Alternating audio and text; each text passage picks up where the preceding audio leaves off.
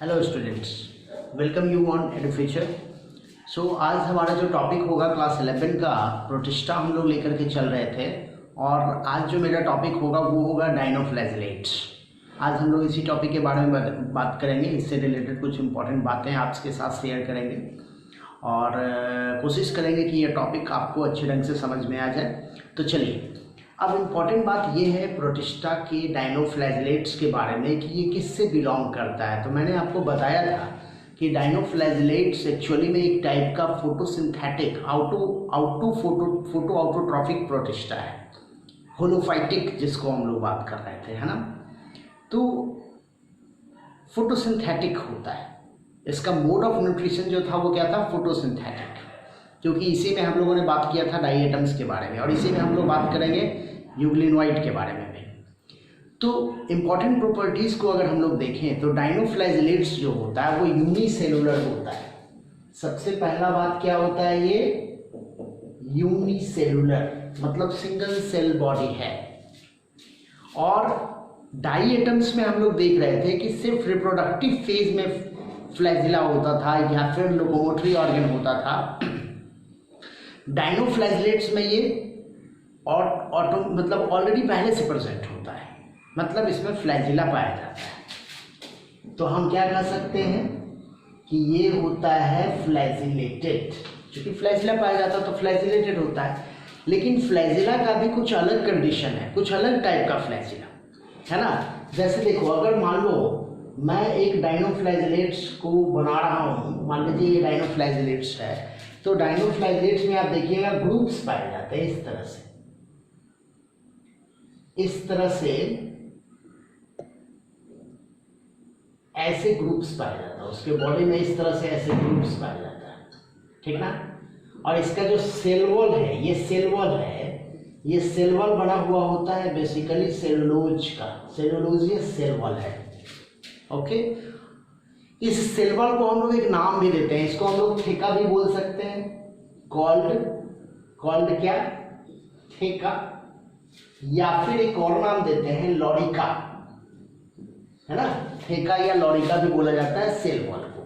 अब मैं बता रहा था कि इसमें डबल ग्रुप्स होता है, देख रहे हो, ये एक ग्रुप्स है जो ट्रांसवर्स ग्रुप्स है, और ये जो ग्रुप्स है वो क्या है, लॉन्गिट्यूडनल ग्रुप्स है। तो ट्रांसवर्स ग्रुप्स को हम लोग बोलते हैं क्या, सिंगुलम। एक ट्रांसवर्स ग्रुप है, transverse group, this is called cingulum, या फिर इसी को हम लोग बोलते हैं एनुलस, या इसी का नाम क्या है, एनुलस, या गर्डल भी बोला जाता है ना। सिंगुलम, एनुलस, गर्डल सब इसी को बोला जाता है, ओके। वहीं पे आप देख रहे हो ये लॉन्गिट्यूडनल ग्रुप है, ये है लॉन्गिट्यूडनल ग्रुप। ये लॉन्गिट्यूडनल ग्रुप जो होता है इसको बोलते हैं हम लोग सल्कस, देख रहे हो, इसको बोल रहे हैं एनुलस, तो इसको क्या बोलते हैं, सल्कस। लॉन्गिट्यूडनल ग्रुप को सल्कस बोला जाता है। अब देखिए, लॉन्गिट्यूडनल ग्रुप्स और ट्रांसवर्स ग्रुप में अलग अलग टाइप के फ्लैजिला पाए जाते हैं। एक्चुअली में फ्लैजिला का जो कैरेक्टर है ना, इसको हम लोग बोलेंगे हेट्रोकॉन्ट फ्लैजिला। क्या बोलेंगे, हेट्रोकॉन्ट फ्लैजिला। हेट्रोकॉन्ट फ्लैजिला कहने का मतलब हो गया कि डिफरेंट टाइप ऑफ फ्लैजिला, है ना। तो अगर आप देखिएगा सिंगुलम में तो आपको मिलेगा रिबन लाइक, इसमें फ्लैजिला जो मिलेगा आपको that is ribbon like flagella मिलेगा। वहीं पे अगर आप लॉन्गिट्यूडनल ग्रुप्स या सल्कस में देखते हैं तो इसमें स्मूथ फ्लैजिला मिलेगा। इसमें क्या मिलेगा, स्मूथ फ्लैजिला, ओके। सो इस तरह से आप समझ गए होंगे। देखिए, इसमें आप देखिएगा फ्लैजिला ऐसा मिलेगा, लेकिन इसमें क्या होगा, रिबन लाइक फ्लैजिला मिलेगा, कुछ इस टाइप का। सेल वॉल भी आपने समझ लिया। तो हम लोगों ने समझा यूनिसेलुलर होता है, फ्लैजिला प्रेजेंट होता है, दो टाइप का फ्लैजिला, हेट्रोकॉन्ट फ्लैजिला होता है। हेट्रोकॉन्ट फ्लैजिला मतलब ट्रांसवर्स ग्रुप्स के अंदर, जिसको हम लोग बोलते हैं सिंगुलियम। लॉन्गिट्यूडनल ग्रुप्स को क्या बोलते हैं, दैट इज कॉल्ड सल्कस। और सिंगुलियम जो होता है उसके अंदर पाया जाता है रिबन लाइक फ्लैजिला, और सल्कस में पाया जाता है स्मूथ फ्लैजिला, ओके। अब एक और इम्पॉर्टेंट बात कि ये इसका हैबिटेट कैसा होता है। देखो, एक्वाटिक तो है ही, लेकिन मोस्टली मेराइन होता है, हम कह सकते हैं मोस्टली क्या होता है, मेराइन, है ना, मोस्टली मेराइन होता है। कुछ कुछ फ्रेश वाटर भी देखे गए हैं। अगर हम लोग मोड ऑफ न्यूट्रिशन को देखें तो अभी मैंने बताया क्या होता है, फोटो ऑटोट्रॉफिक। अब जब फोटो ऑटोट्रॉफिक होगा भाई तो फोटोसिंथेटिक पार्ट्स भी होगा, दैट्स आर कॉल्ड क्रोमेटोफोर। क्या बोलेंगे, क्रोमेटोफोर बोलेंगे। और क्रोमेटोफोर जो आप देख रहे हो, इस क्रोमेटोफोर के अंदर आपको फोटोसिंथेटिक पिगमेंट मिलेंगे। तो वो क्या मिलेंगे भाई, तो क्लोरोफिल ए मिलेगा, सी मिलेगा, जैसे डाइएटम्स में ऑलमोस्ट पाया जाता था लगभग वही है। अल्फा कैरोटीन मिल सकता है आपको और ज़ैंथोफिल मिल सकता है आपको।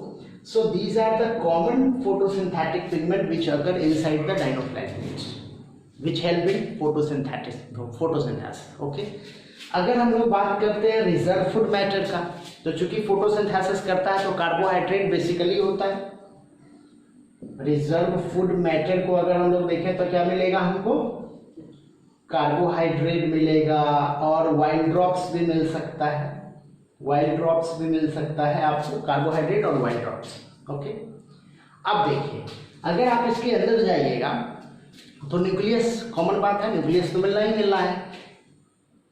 इसके अंदर एक बड़ा इंपॉर्टेंट बात है, दैट इज प्यूस्यूल।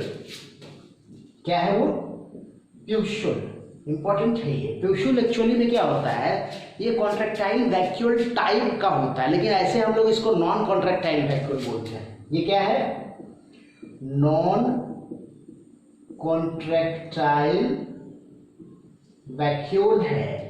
और ये नॉन कॉन्ट्रैक्टाइल वैक्यूल मैं इसलिए बोल रहा हूं क्योंकि इसमें मतलब ऐसा नहीं होता कि इसका शेप बनता बिगड़ता रहता है जैसा कि हम लोग अमीबा में देखेंगे, ऐसा कुछ नहीं होता है। लेकिन ये हेल्प करता है ऑस्मो रेगुलेशन में, फॉर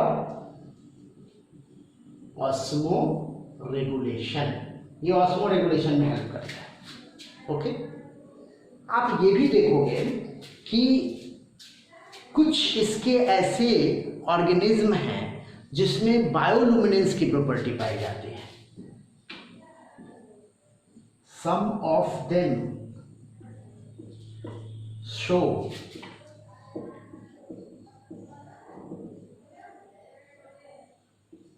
बायोलुमिनेंस प्रॉपर्टी, है ना। कुछ ऐसे हैं जिसमें बायोलुमिनेसेंस का प्रॉपर्टी, बायोलुमिनेसेंस, SCENC, बायोलुमिनेसेंस की प्रॉपर्टी इसमें पाई जाती है। ओके, जैसे एग्जांपल क्या देखेंगे, जैसे नॉक्टुलिका हो गया, पेरिडीनियम हो गया। मैं कुछ एग्जांपल दे रहा हूं, जैसे नॉक्टुलिका, पेरिडीनियम, इटीसी मैं कर देता हूं। एक्चुअली में बायोलुमिनेंस की प्रॉपर्टी करने का मतलब क्या होता है, they able to emit light with the help of some specific proteins. असल में इसमें कुछ स्पेशल टाइप के प्रोटीन्स पाए जाते हैं जिसकी वजह से ये लाइट इमिट करता है, इसमें लाइट की इमिटिंग की प्रॉपर्टी होती है, that's why called as bioluminescence property. इसीलिए इसमें हम कह रहे हैं कि बायोलुमिनेंस प्रॉपर्टी होता है। आगे अगर हम लोग देखते हैं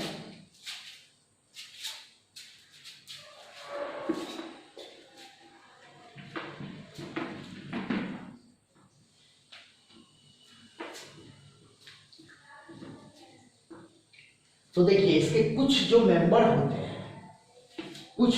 होते हैं वो एक्चुअली में काफी इंपॉर्टेंट माने जाएंगे, दैट इज गोनियालॉक्स, काफी इंपॉर्टेंट है गोनियोलैक्स, ठीक ना।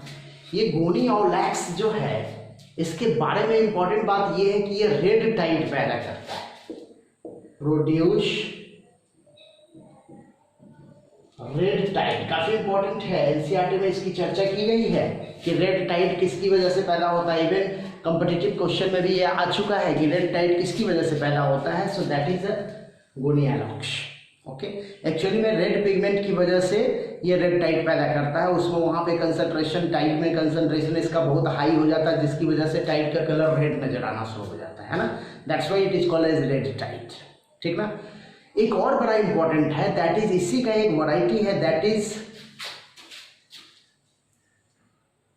गोनियोलैक्स की एक वैरायटी है। उस वैरायटी को हम लोग बोलेंगे, एक्चुअली में वो पॉइजन प्रोड्यूस करता है कैटिनेलिया, कैटिनेलिया, गोनिएलॉक्स कैटिनेलिया, हाँ गोनिएलॉक्स कैटिनेलिया, बिल्कुल यही वो वैरायटी है। तो ये एक ऐसी वैरायटी है जो एक्चुअली में पॉइजनस मटेरियल प्रोड्यूस करता है। They produce a special type of toxin that is called produce toxin that is called sexy toxin. ये भी काफी इंपॉर्टेंट है आपके लिए। उस टॉक्सिन को हम लोग क्या बोलते हैं? Sexy toxin. ये काफी पॉइजनस होता है इवन सेलफिश के लिए। Produce paralytic effect on shellfish, है ना, सेलफिश के ऊपर ये पैरालाइटिक इफेक्ट काउज करता है। That is called paralytic shellfish poisoning. क्या बोलते हैं उसको हम लोग? Paralytic shellfish, sorry not shell, this is shellfish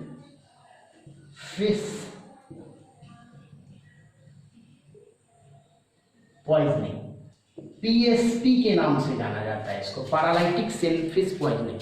okay, तो किसकी वजह से पैदा होता है? गोनिएलॉक्स कैटिनेलिया की वजह से। It is a variety of gonyaulax जो कि एक स्पेशल टाइप का टॉक्सिन प्रोड्यूस करता है सेलफिश के अंदर, that is called saxitoxin. अगर कोई ह्यूमन पर्सन इस सेलफिश को कंज्यूम करता है तो उनके लिए भी ये प्रॉब्लम होता है ना। काफी कहा जाता है कि ये more than 1000 times greater paralytic effect होता है than that of other things. Okay, तो ये इंपॉर्टेंट बात है। अब हम लोग बात कर लेते हैं इसके रिप्रोडक्टिव लाइफ के बारे में। तो आसान है, रिप्रोडक्टिव लाइफ को अगर आप देखिएगा तो मेन रूप से इसमें कैसा होता है, तो हैप्लॉन्टिक लाइफ साइकिल चलता है। ऐसे अगर मैं रिप्रोडक्शन को बताऊं, रिप्रोडक्शन की अगर मैं बात करूं तो बेसिकली मोस्टली क्या करता है, ये एसेक्सुअल रिप्रोडक्शन करता है। मोस्टली एसेक्सुअल रिप्रोडक्शन होता है इसमें, ठीक ना। और एसेक्सुअल रिप्रोडक्शन में वही बाइंड्री फ्यूजन, सिस्ट फॉर्मेशन, यही सब चलता है। लेकिन अगर हम लोग सेक्सुअल रिप्रोडक्शन की बात करते हैं, सेक्सुअल रिप्रोडक्शन का अगर हम लोग देखें तो सेक्सुअल रिप्रोडक्शन वही आइसोगैमस, एनिसोगैमस कॉमन है। क्या हो सकता है? आइसोगैमस, एनिसोगैमस हो सकता है। लेकिन इंपॉर्टेंट बात जो है, जो आपको याद रखना चाहिए, काफी इंपॉर्टेंट है कि इसमें मोस्टली हैप्लॉन्टिक लाइफ साइकिल होता है। लाइफ साइकिल कैसा होगा? हैप्लॉन्टिक लाइफ साइकिल होगा। मतलब इसका बॉडी पार्ट जो होगा ये खुद क्या होगा? हैप्लॉइड होता है। लेकिन देयर इज एन एक्सेप्शन, काफी इंपॉर्टेंट है, मैं एक एक्सेप्शन बता रहा हूं इसमें, काफी इंपॉर्टेंट है ये एक्सेप्शन। ये एक्सेप्शन में क्या जाता है? नॉक्टिलुका,